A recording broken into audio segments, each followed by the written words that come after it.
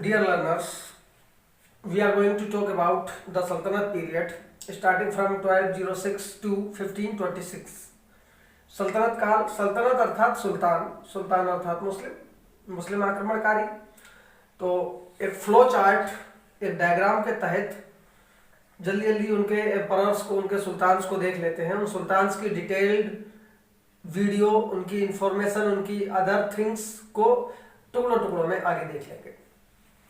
तो 1206 to 1526 this time period is called सल्तनत time period, सल्तनत काल अर्थात सुल्तानों का काल।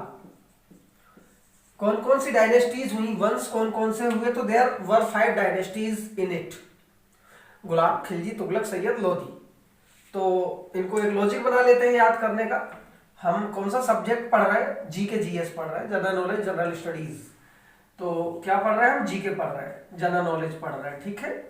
कौन सी पब्लिकेशन की बुक से पढ़ रहे हैं? उपकार, अरिहंत, टीएमएच मतलब टाटा मैकग्रा हिल्स या ल्यूसेंट या व्हाटएवर, यूनिक या फिर वगैरह वगैरह, ऑक्सफोर्ड पब्लिकेशंस की या अदर पब्लिकेशंस की।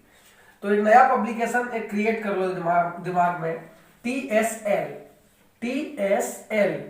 ये तसला शब्द बड़ा प्रचलित है यूट्यूब और इंटरनेट पे। तसला शब्द से भी इसको कोड डिकोड कर सकते हो या पब्लिकेशन का नाम सोच सकते हो, टीएसएल, जी के टीएसएल। ये 5 डायनेस्टीज रही 1206 से लेकर के 1526 तक।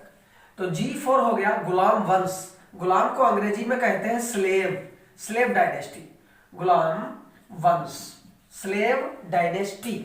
गुलाम वंश का दूसरा नाम पढ़ने को मिलता है ममलूक वंश। इसके पीछे कारण क्या है? कारण यह है कि गुलाम मतलब एक सुल्तान के बाद जो दूसरा सुल्तान बनता है वो अपने से ऊपर वाले का गुलाम होता है, फिर उसके बाद जो सुल्तान बनता है अपने से ऊपर वाले का गुलाम होता है।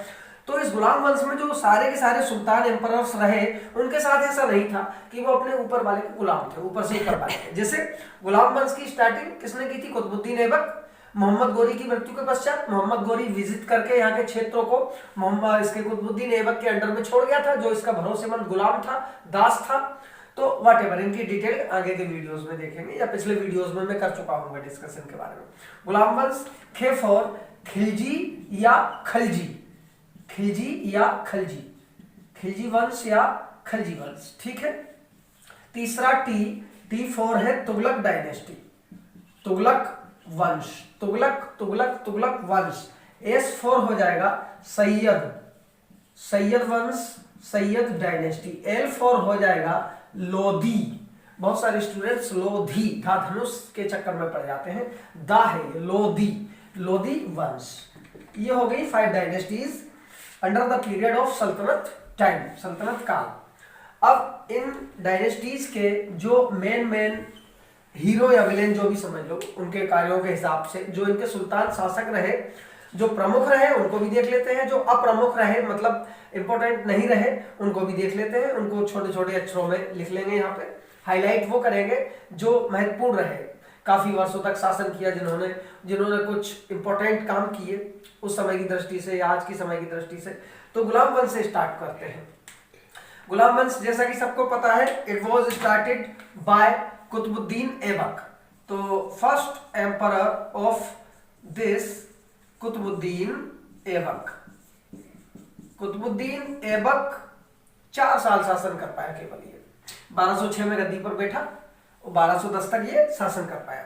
कुतुबुद्दीन ऐबक के बाद में जो दूसरा शासक बना, ये जो कम महत्व वाले हैं, कम टाइम पीरियड के लिए आए, उनको ये ब्लैक पेन से कर लेते हैं, छोटे छोटे अक्षरों में। इसका नाम है आराम शाह। क्या नाम है इसका? बोलना, आराम शाह। कुतुबुद्दीन ऐबक के बाद में आराम शाह आया, कुछ महीनों तक ही गद्दी पर बैठ पाया। अमीरों ने और अन्य प्रजा ने विरोध कर दिया, क्योंकि उसके नाम से क्लियर हो रहा है आराम तलब था, योग्य शासक नहीं था, अनुभवी नहीं था, तो शासन प्रशासन को अच्छे से चला नहीं पाया।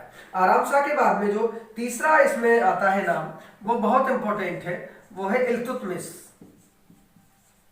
इल्तुतमिश काफी महत्वपूर्ण काम किया इल्तुतमिश ने। इक्तेदारी प्रथा हो या तुर्कान चिहलगानी, 40 गुलामों का दल हो, 40 जो गुलाम थे विश्वसनीय, योग्य, मेहनती, टैलेंटेड, उनका एक ग्रुप टाइप का बना लिया था इल्तुतमिश ने। इल्तुतमिश के बाद में आता है आपका रुकनुद्दीन फिरोज शाह। इसका नाम था रुकनुद्दीन फिरोज शाह। रुकनुद्दीन फिरोज शाह भी टेम्परेरी टाइप का था, बहुत महत्वपूर्ण शासक नहीं रहा स्लेव डायनेस्टी का। रुकनुद्दीन फिरोज शाह के बाद में नेक्स्ट नाम जो आता है बहुत इंपॉर्टेंट है, क्वेश्चन भी इंपॉर्टेंट है। गुलाम भारत की पहली मुस्लिम शासिका कौन थी? तो सुल्ताना रजिया या रजिया सुल्ताना या रजिया सुल्तान, सुल्ताना रजिया, रजिया सुल्तान मुस्लिम महिला शासिका थी और ये अब तक के इतिहास की ये पहली महिला शासिका हो गई। उसके बाद में बहराम शाह, ये छोटे मोटे एम्परर सुल्तान, ब्लैक पेन से लिख रहे हैं हम, बहराम शाह। और बहराम शाह के बाद में दूसरा जो आता है मसूद शाह नाम होता है उसका, अलाउद्दीन मसूद शाह, अलाउद्दीन मसूद शाह, मसूद शाह। अलाउद्दीन मसूद शाह के बाद में नासरुद्दीन महमूद का नाम आता है। नासरुद्दीन महमूद ने भी कुछ समय के लिए शासन किया था। फिर उसके बाद में जो बहुत इंपॉर्टेंट आता है उसका नाम होता है बलबन। पहले नासिरुद्दीन महमूद को लिख लिया, नासिरुद्दीन महमूद। इसके बाद में है आपका ये बलबन, इसके नाम से क्लियर हो रहा है बलबन, बलबान। ये देवी और देवी राजत्व के सिद्धांत का पालन किया, लोह और रक्त की नीति का पालन किया इसने।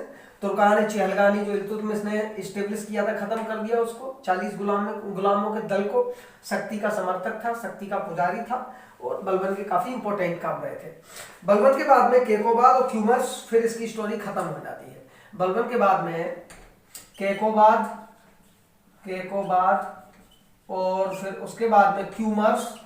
तो ये प्रश्न बन गया important, Kayumars was the last Sultan of slave dynasty. Kayumars अंतिम शासक था क्यूमर्स। अब खिलजी पे आ जाते हैं, खिलजी पे आ जाते हैं। तो खिलजी वंश की जो स्थापना की थी, स्टेब्लिशमेंट किया था, उसका नाम था अलाउद्दीन खिलजी। किसने स्थापना की थी? अलाउद्दीन खिलजी या Alauddin Khilji. Alauddin Khilji was the founder of Khilji dynasty. पूरा नाम था फिरोज शाह खिलजी, सॉरी जलालुद्दीन है, जलालुद्दीन, सॉरी जलालुद्दीन फिरोज शाह खिलजी। इसके बाद में इसका दामाद और भतीजा जिसका नाम था अलाउद्दीन खिलजी, अलाउद्दीन खिलजी या अलाउद्दीन खिलजी। ये अब तक के सुल्तानों में ऐसा सुल्तान था, ऐसा शासक था जिसने न केवल नॉर्थ इंडिया बल्कि साउथ इंडिया को भी जाकर के विजिट किया, कॉन्कर किया।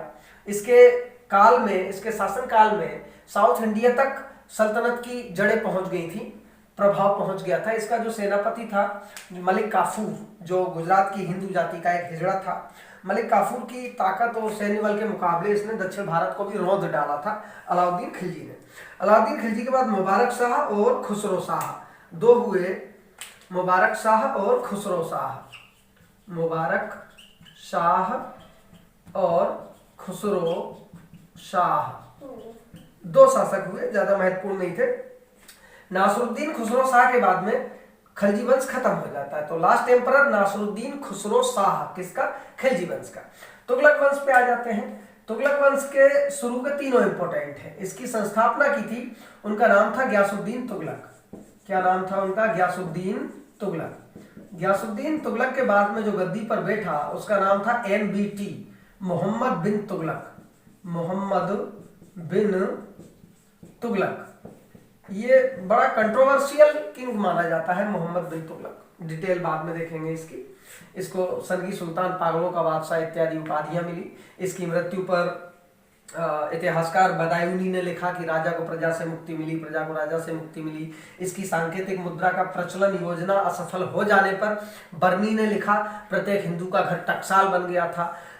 मोरक्को यात्री जो मोरक्को से आया था इब्न बतूता, इसके शासनकाल में इब्न बतूता भी ने भी जाते समय अपनी पुस्तक किताब उल रहला में इसके बारे में कुछ पॉजिटिव नहीं लिखा, नेगेटिव डिस्क्रिप्शन ही दिया।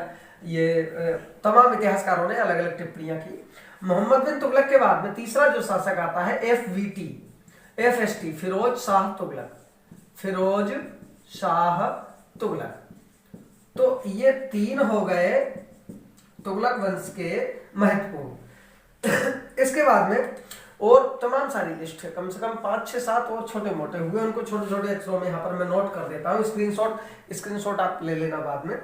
जैसे कि गयासुद्दीन तुगलक शाह सेकेंड, यहाँ पर ये सेकेंड आ गया, गयासुद्दीन तुगलक शाह सेकेंड द्वितीय आ गया। उसके बाद में अबू बकर शाह, उसके बाद में अबू बकर शाह, और अबू बकर शाह के बाद में नासिरुद्दीन नाम का शासन हुआ, नासिरुद्दीन नाम का शासक हुआ। नासिरुद्दीन के बाद में आपका Mohammad Shah first, Mohammad Shah first, Mohammad Shah first के बाद में अलाउद्दीन सिकंदर शाह, अलाउद्दीन सिकंदर शाह। और उसके बाद में 2 स्वतंत्र शासक और हुए तुगलक वंश में, 2 स्वतंत्र शासक, एक दिल्ली के कुछ क्षेत्र में टुकड़ों में, उनके नाम थे नुसरत शाह और मोहम्मद शाह सेकेंड, नुसरत शाह और मोहम्मद शाह सेकेंड। नुसरत शाह ये फिरोजाबाद में इसका शासन था, और मोहम्मद शाह सेकेंड ये दिल्ली पर शासन था। ये तुगलक वंश के 2 हैं, छूटे हुए यहां पर आ गए लास्ट में, ये स्वतंत्र शासक थे। सैयद वंश पर आ जाइए। सैयद वंश का जो संस्थापक था उसका नाम था Khizr Khan. Khizr Khan was the founder of Sayyid dynasty. Khizr Khan के बाद में 3 शासक हुए, बहुत महत्वपूर्ण शासक नहीं रहे, उनके नाम देख लेते हैं। उनके नाम है मुबारक हो मोहम्मद, मुबारक मोहम्मद, अलाउद्दीन हसा, अलाउद्दीन हसा, अलाउद्दीन हसा। खिज्र खां के बाद में मुबारक शाह, मुबारक शाह के बाद में मोहम्मद शाह, मोहम्मद शाह के बाद में अलाउद्दीन हसन शाह। और इस प्रकार से सैयद वंश का भी अंत हो गया अलाउद्दीन हसन शाह के काल में। लोधी वंश पर बात करते हैं। लोधी वंश में भी आपके तीन महत्वपूर्ण शासक रहे, और 3 ही रहे, इसमें 3 शासक ही रहे, 3 सुल्तान ही रहे। जैसे लोधी की स्थापना की थी बहलोल लोधी, इनका नाम था बहलोल लोधी। बहलोल लोधी के बाद गद्दी पर बैठने वाला व्यक्ति था सिकंदर लोधी। ये सिकंदर लोधी गुलरुखी नाम से कविताएं लिखा करता था, और आगरा शहर भी सिकंदर लोधी ने स्टेब्लिश किया था, बसाया था। सिकंदर लोधी के बाद last emperor Ibrahim Lodhi. Ibrahim Lodhi was the last emperor of Lodhi dynasty and also सल्तनत टाइम पीरियड। मतलब ये लोधी वंश का भी अंतिम शासक था इब्राहिम लोधी, और पूरी सल्तनत काल का भी अंतिम शासक था इब्राहिम लोधी, क्योंकि 1526 में 1526 में बाबर पानीपत के मैदान में हरियाणा में 1526 को इसको हरा देगा, और बाबर मुगल एम्पायर की स्थापना कर देता है। 1206 से 1526 तक की कहानी देखी। इनके टाइम पीरियड्स और देख लेते हैं। जैसे गुलाम वंश का टाइम पीरियड था 1206 से 90, मतलब 1290 तक, और ये आपका 1290 से लेकर के चला 1320, 1320 तक चला। ये आपका 1320 से लेकर के 98 तक चला, 1398, 14वीं शताब्दी को छूने वाला था, 2 वर्ष रह गई थी। सैयद वंश आपका 1498 से लेकर के 1551 तक चला, और ये 1551 से लेकर के आपका 1556 तक चला।